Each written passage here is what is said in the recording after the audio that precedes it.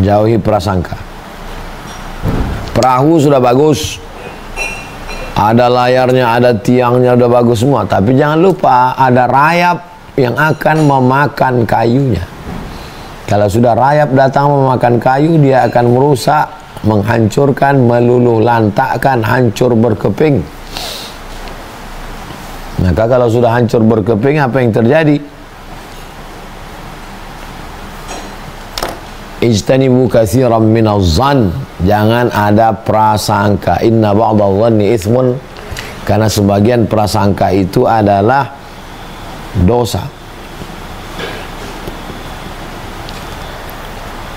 Kan sebagian prasangka yang dosa apa Ustaz? Begitu juga dengan khamar. Fihi ma itsmun kabirun wa manafi'u linnas. Di dalam khamar itu ada manafi', ada manfaat. Di dalam judi juga ada manfaat. Wa ismuhuma akbar, tapi dosanya lebih besar. Maka untuk menghilangkan prasangka itu adalah tabayyun, klarifikasi. Kalau segan langsung minta jasa orang lain. Bang Alvin kenal dengan Ustaz Somad? Kenal. Tolonglah sampaikan salam saya ke dia, saya mau minta klarifikasi. Itu kemarin ada video pendek ini, tolong kirimkan ke dia. Apa sih maksudnya? Oh, ini video ini panjang. Kamu bisa, ini linknya ya, ini link fullnya, coba tonton. Ini dipotong, ini diedit ini. Nah, jadi jangan cepat kita mengambil kesimpulan. Kalau sudah kata-kata keluar, sakit hati orang, memperbaikinya sulit, susah, payah sekali. Ijtanibu katsiran minadh-dhanni inna ba'dadh-dhanni itsmun wa la tajassasu. Jangan mencari-cari kesalahan orang.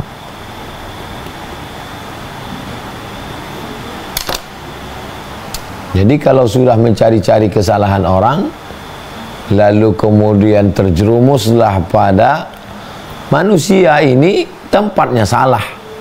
Jadi kalau mau dicari salahnya ya ketemu terus. Salah ngomong, salah pikir, salah cakap, salah langkah, salah. Ma sumiyal insanu bi insanin illa linisyani. Manusia ini disebut manusia iya karena lupanya, itulah karena disebut dia manusia. Al insan mahallul khata' wal nisyan. Manusia itu tempatnya salah dan lupa. Ini tempat sampah. Lalu kita cari sampah di situ, ya ketemu orang tempatnya. Manusia ini tempatnya salah. Kita mau nyari salah, iya ketemu orang tempat salah. Man talaba akhan bila aibin baqiya bila akhin. Siapa mencari kawan yang tak bersalah, seumur hidup tak berkawan. Siapa yang mencari saudara yang tak bersalah, seumur hidup tak bersaudara. Nah, jadi jangan sampai kita mencari-cari kesalahan orang lain. Makanya dikatakan tuba liman syaghalahu aibuhu an uyubin nas. Berbahagialah orang yang sibuk mencari-cari kesalahan dirinya. Saya dari pagi tadi sampai malam ini, kesalahan mata saya, kesalahan telinga saya, kesalahan pikiran saya, kesalahan lisan saya. Saking sibuknya saya menghitung kesalahan saya sampai tak nampak saya kesalahan orang. Sampai tak ada kesempatan untuk berpikir memikirkan kesalahan orang. Sampai tidak ada porsi lagi di pikiran ini untuk memikirkan kesalahan orang. Cuman kadang orang lain datang mengingatkan kita. Ustaz masih ingat si Anu? Oh iya, itu Ustaz yang dulu begini. Kita sebetulnya udah lupa, diingatkan orang lagi. Ini ujian juga. Bukan berarti Ustaz yang menyampaikan tak ada ujiannya.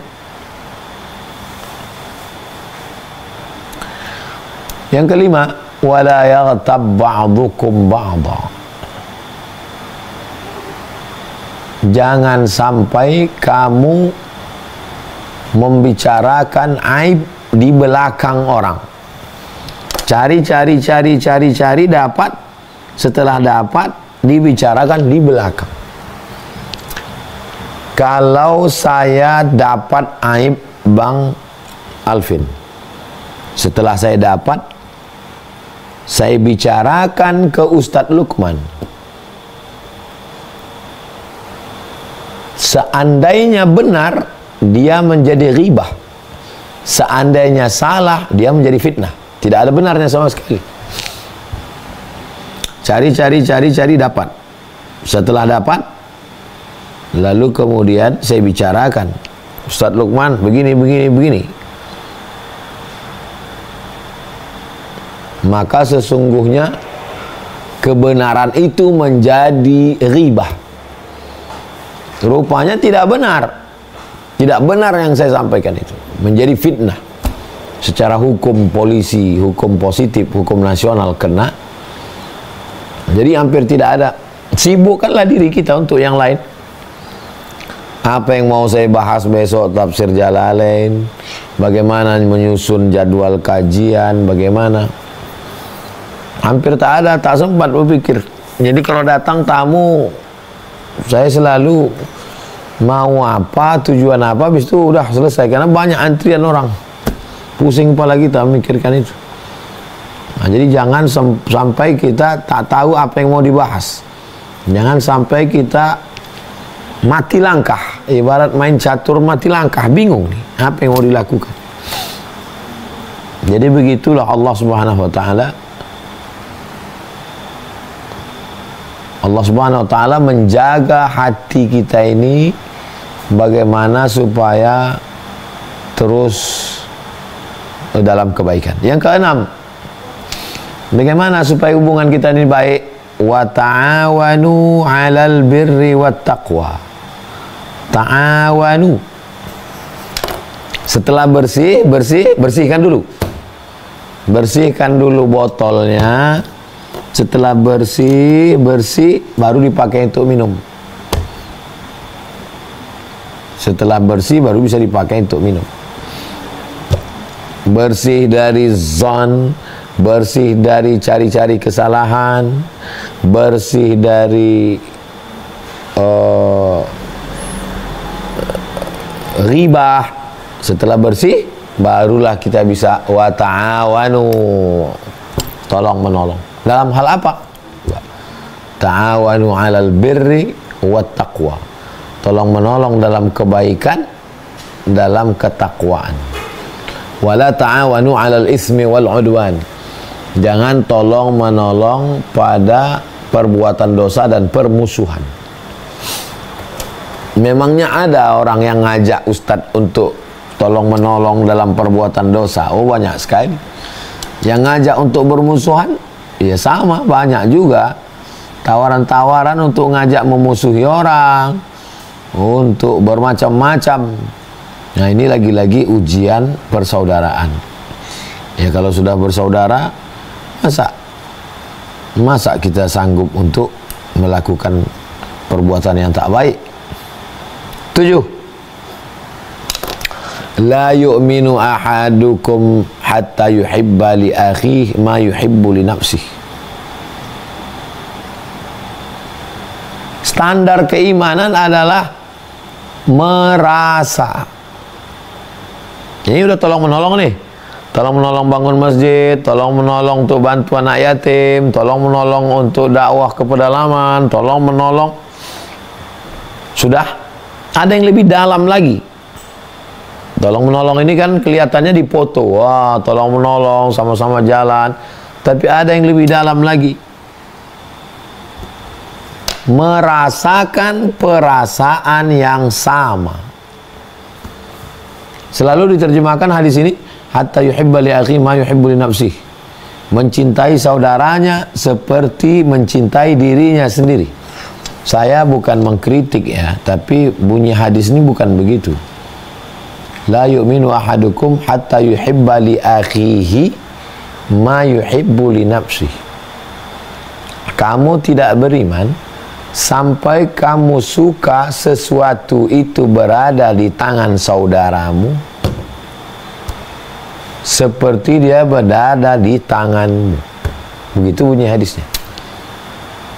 La yu'minu ahadukum, kamu tidak beriman hatta yuhibba li akhihi, akhinya duluan, saudaranya duluan, ma yuhibbu li nafsi. Wahai Abdul Somad, kamu belum beriman wahai Abdul Somad, hatta yuhibba li akhihi, ma yuhibbu li nafsi, sampai kamu punya rasa senang ketika pena ini ada di tangan Bang Alvin sama dengan ketika dia berada di tanganmu, saudaramu dulu, dalam segala hal, tentang rumah, tentang mobil, tentang motor, tentang istri, tentang anak, merasakan perasaan yang sama. Kalau belum sampai ke level itu kan dalam sekali.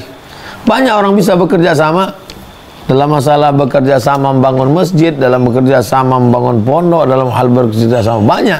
Tapi merasakan perasaan ketika orang saudara, saya tak nyebut orang lain, ketika saudara itu punya sesuatu, kita ikut senang atau tidak? Like and dislike, senang dan tak senang.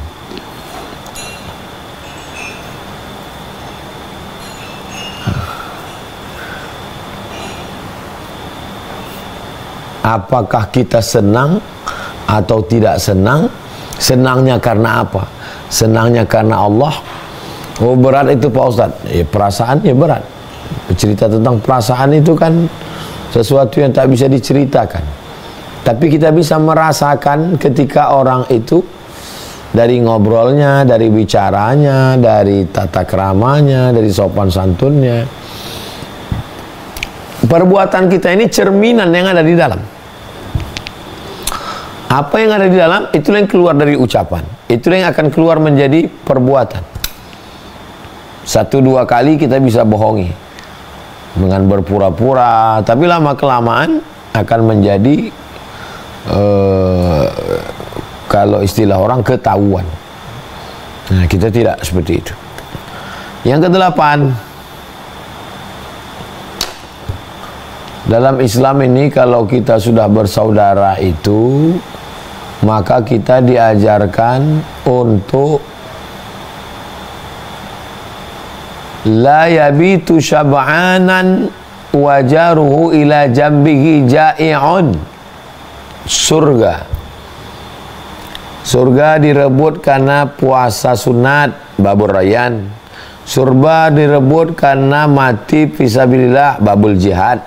Surga direbut dengan pintu solat, babus solah. Surga direbut karena rajin berbagi, babus sodakoh. Tapi justru tidak ada iman.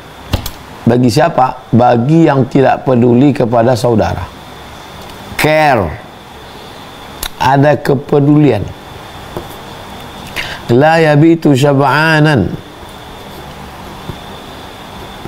tidak bisa tidur dalam keadaan perut kenyang. Wajaruhu ila jambihi ja'i'un, tetangga sebelah rumah kelaparan. Tidak bisa tidur dalam keadaan perut kenyang sementara tetangga di sebelah rumah kelaparan. Apa maknanya? Bahwa setelah rasa ada yang lebih dalam lagi daripada rasa. Apa dia? Iman. Yang membedakan antara orang masuk surga dengan orang tak masuk surga, iman. Dan standar mengukur iman adalah bagaimana peduli kepada saudara. Kalau sudah peduli kepada saudara, maka insya Allah beriman. Jadi kalau ada orang yang tidak peduli kepada saudara, berarti dia tidak beriman. Bagaimana dengan orang yang tak peduli kepada kucing? Masuk neraka karena tidak mengasih makan kucing, masuk dalam kurung. Padahal kucing bukan makhluk berakal, bukan orang mukmin, bukan muslim, tapi dijadikan sebagai standar keimanan, lebih kuat daripada rasa, yaitu iman. 9. Al-ibadu ibadullah, melihat orang lain itu sebagai hamba Allah. Dia sudah begini begono, dia adalah hamba Allah. Dia adalah umatnya Rasulullah SAW. Makanya kadang kita bingung melihat seorang habib, seorang ulama, kenapa dia selembut itu kepada orang lain?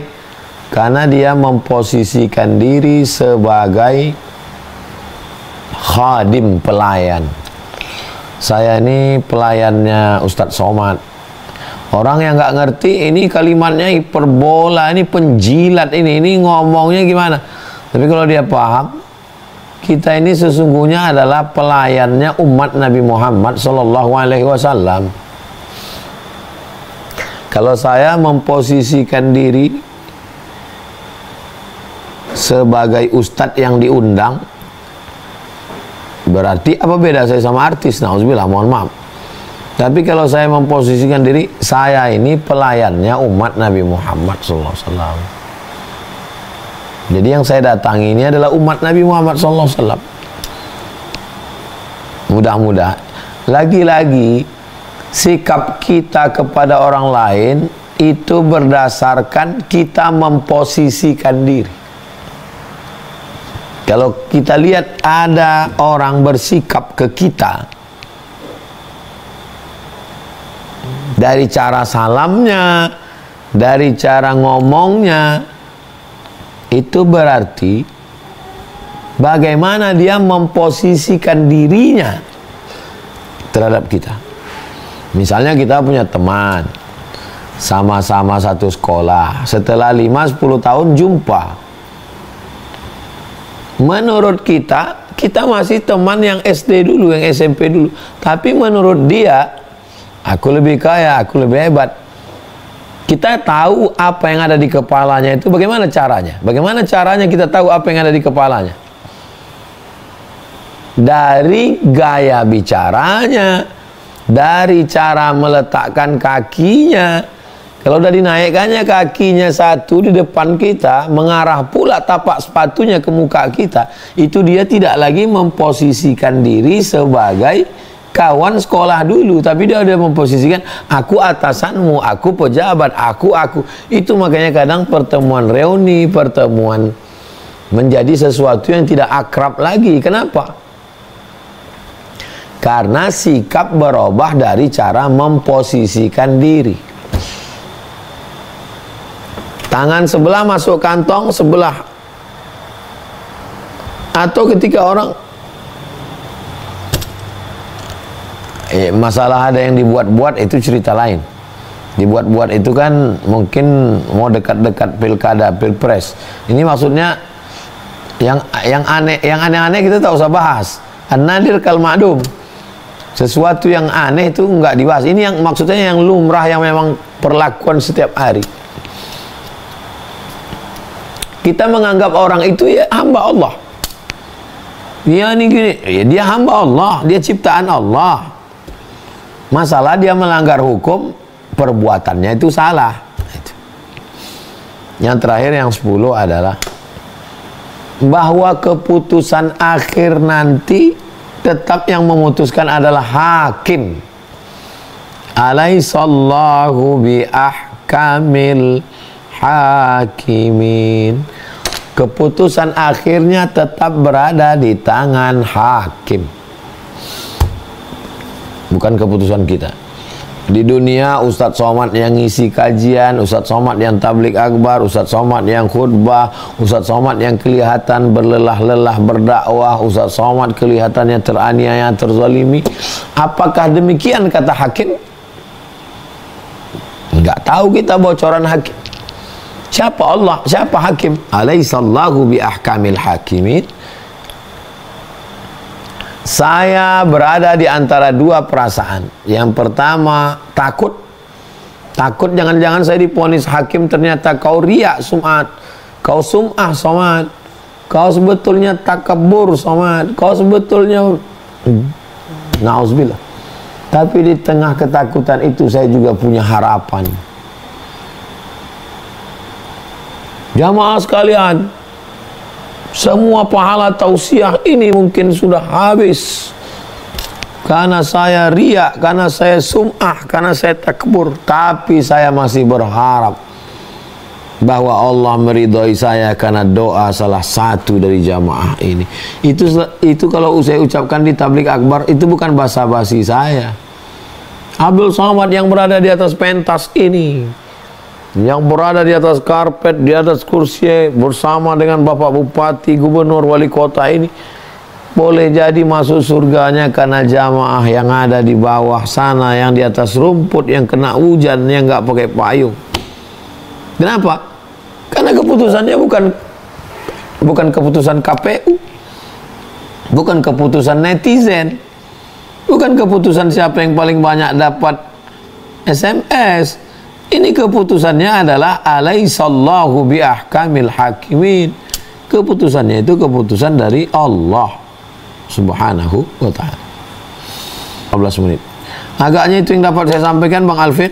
10 poin masih saya tulis setengah ya. Poin keempat, tajassasu, la tajassasu, jangan cari kesalahan. Jadi pertama, poin itu sebenarnya bagi dua aja. Bersih-bersih, setelah bersih baru kita bisa action. Kamarnya bersih-bersih dulu, setelah bersih baru bisa dipasang tempat tidur, pasang kursi. Demikian Bang Alvin. Assalamualaikum warahmatullahi wabarakatuh. Waalaikumsalam warahmatullahi wabarakatuh. Salah 10 poin Bapak Ibu rahmati Allah, lengkap banget. Ini menjadi panduan kita bersaudara, berteman sesuai syariat ya. Nah, 5 poin ini Ustaz, yang saya tahu, yang 5 poin awal itu ngambil dari potongan surat Al-Hujurat Ustaz ya. Al-Hujurat 12 13. Nah, di surat Al-Hujurat ayat 12 kalau nggak salah Ustaz ya, itu ada redaksi cukup menarik Ustaz. Jauhilah dari banyak prasangka. Iya. Artinya, bolehkah prasangka sedikit gitu? Artinya seperti itu atau bagaimana Ustaz?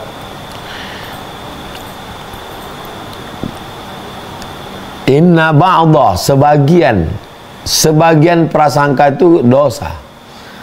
Tapi kita tidak bisa memilah-milih prasangka mana yang enggak dosa. Idza ijtama'al halal wal haram, kalau ketemu bercampur antara yang halal dengan yang haram, faghulibal haram, maka yang menang itu bukan yang halal, yang menang itu yang haram. Da'ma yaribuka ila ma la yaribuka. Tinggalkan sesuatu yang meragukanmu kepada sesuatu yang tidak meragukanmu. Dalam praktek sehari-hari, kalau saya mendengar ada omongan, Ustadz, coba lihat di grup nih Ustadz, ini kira-kira ditujukan ke siapa kalimatnya ya? Masuk zone. Jangan-jangan itu nanti bisa kemana-mana. Jadi gimana? Insya Allah saya besok kosong habis isya, kita ngopi. Ajak dia, kita mau duduk, saya mau tanya. Saya begitu saya. Jadi saya selalu membuang zon. Saya selalu menyelesaikan dengan ketemu dengan orang. Tanya teman-teman saya, tanya Ustadz di YTWU, Yayasan Tabung Wakaf Umat. Untuk intern, ketemu sebulan sekali. Hari Jumat, sore kumpul. Untuk Yayasan Pendidikan Haja Rohana, hari Kamis malam Jumat, pekan pertama. Duduk. Sulit, susah kami ngomong Pak Ustadz kalau depan Ustadz. Tulis kertas. Masukkan ke kotak saran. Oh, nanti tulisan kami dikenali, ditulis sama sekretaris notulen yang amanah. Tulis, sehingga nanti ketika dibagi nggak tahu tulisan siapa. Meminimalisir. Ini prasangka saya ini nggak dosa, saya kan ustadz. Malah prasangka saya yang saya khawatirkan, karena saya pasti akan mencari pembenaran. Kalau sesuatu itu terkait dengan saya, yang jawab nggak saya, yang jawab ustadz lain. Karena saya akan tanya ke ustadz. Karena kalau saya jawab sendiri, tidak objektif. Begitu saya berinteraksi dengan masalah-masalah. Demikian Bang Alvin. Baik, insya Allah para jamaah sekalian, kita murojaah kembali ya 10 poin yang tadi disampaikan oleh Ustadz Somad. Pertama, innamal mu'minuna ikhwah. tanamkan dalam diri kita bahwa sesama muslim itu semuanya bersaudara.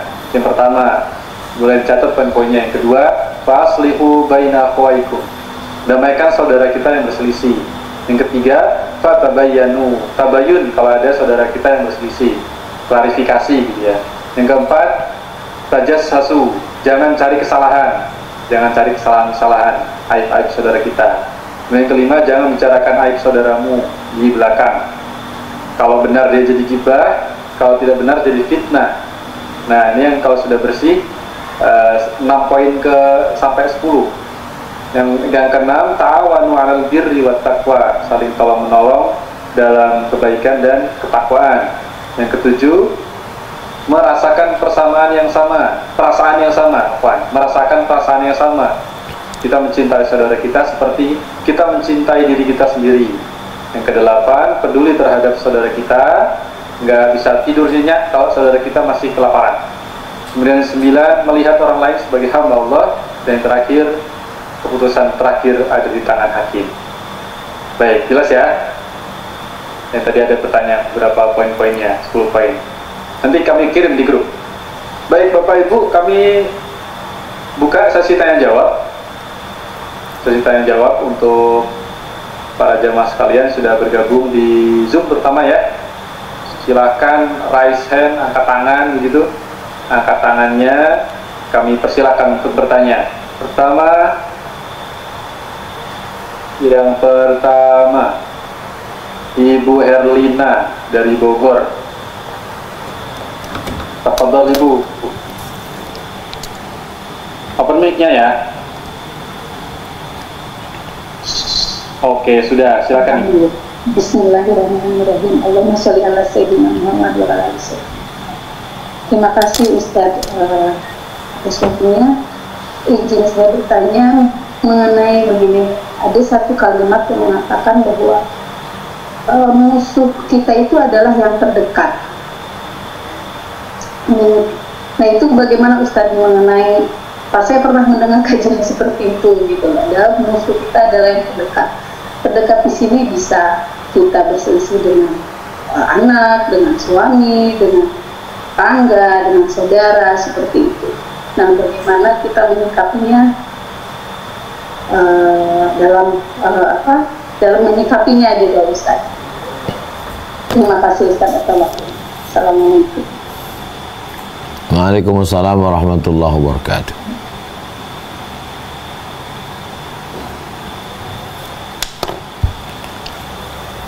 Mengapa kalau ke orang lain beda sikap dengan orang yang ada hubungan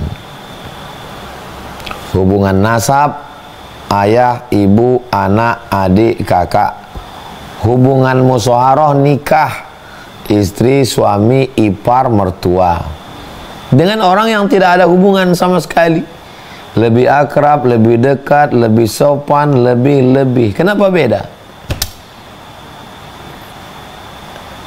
Makanya dalam Islam diajarkan as-shadaqatu 'alal fuqara shadaqatun. Bersedekah kepada orang fakir nilainya cuma 1 sedekah. Tapi kalau bersedekah kepada keluarga yang fakir nilainya 2, shadaqatun wasilah. Ada nilai sedekah, ada nilai silaturahim. Kenapa? Karena kalau orang lain dikasih, dia mujinya luar biasa, terima kasih Pak. Tapi kalau orang yang ada hubungan 2 ini, Allah masa cuma ngasih segini. Berapa banyak orang di kota tempat dia merantau, dia sangat dermawan. Tapi di kampung halamannya, saya ketemu itu. Waktu saya sampai di kampungnya, saya bilang, kami sangat berbangga dengan Bapak Fulan yang terbuka untuk masyarakat, dapat beasiswa, bla bla bla bla. Selesai acara ngaji, datang orang kampung. Dia nggak pernah pulang kampung Pak Ustadz. Nggak mau tahu sama, kaget kita, terkejut. Jadi musuh yang terdekat, yang ada hubungan dengan kita, hubungan itu apa? Hubungan 2, hubungan nasab, hubungan musyawarah karena pernikahan. Tapi makna kalimat itu mengandung makna yang lain. ada yang paling dekat musuhnya dengan siapa musuh kita? Musuh kita diri kita sendiri. Bisa tak kita melawan keegoan kita, kesombongan kita, keakuan kita? Ada lagi yang lebih dekat dari yang dua ini. Hubungan nasab, abang, adik, kakak, ayah, ibu. Hubungan karena nikah, istri, suami, mertua, ipar. Tapi ada yang lebih dekat lagi. Siapa dia? Diri kita sendiri. Makanya ada orang, oh dia sudah berdamai dengan dirinya. Muncullah istilah-istilah itu. Saya sudah berdamai dengan diri saya. Raja'na minal jihadil asghar ila jihadil akbar. Kita pulang dari jihad yang besar, jihad yang kecil. Apa itu? Jihadun nafsi, melawan diri. Jihadun nafsi selalu diterjemahkan melawan hawa nafsu. Bukan. Nggak ada hawa nafsunya di situ. Jihadun nafsi, melawan diri. Diri kita sendiri kita lawan. Itulah makna musuh terdekat. Lalu setan bagaimana? Setan masuk setelah ada pintu. Kalau nggak ada pintu, bagaimana setan mau masuk? Setengah mati setan mau masuk, nggak ada. Makanya ulama menulis kitab Madakhilus Syayatin. Pintu-pintu setan masuk. Kalau rapat pintunya semua, maka Allah mengatakan ada satu yang tidak bisa kamu masuki setan, illa ibadaka. Setannya yang ngaku, illa ibadaka minhumul mukhlasin, kecuali hambamu yang ikhlas. Demikian Bang Alvin. Baik, terjawab ya.